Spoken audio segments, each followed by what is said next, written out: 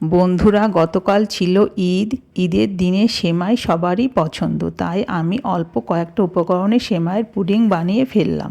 কিভাবে বানালাম তোমাদের দেখাবো। প্রথমে প্যানে 2 টেবিল চামচ চিনি আর সামান্য জল দিয়ে ক্যারামেল বানিয়ে একটা বাটিতে ঢেলে রেখেছিলাম। তারপর হাফ কাপ সেমাই ভেঙে ঘি দিয়ে ভেজে নিয়েছি।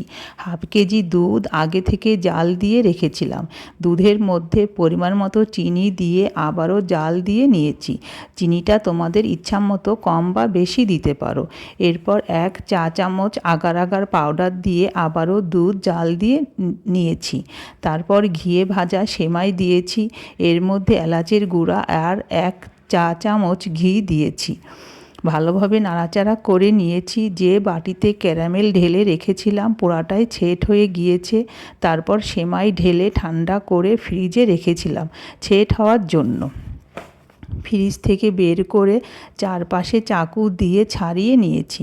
এবার একটা প্লেটে ঢেলে নিয়েছি। দেখো বন্ধুরা, পুডিংটা কতটা সুন্দর হয়েছে।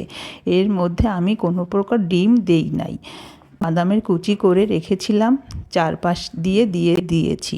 এরপর পিচ পিচ করে কেটে নিয়েছি পরিবেশনের জন্য। সবাই খেয়ে অনেক মজা পেয়েছে। ভালো লাগলে তোমরা বানিয়ে দেখতে পারো বন্ধুরা। ভালো লাগলে লাইক কমেন্ট শেয়ার করো বন্ধুরা। ধন্যবাদ।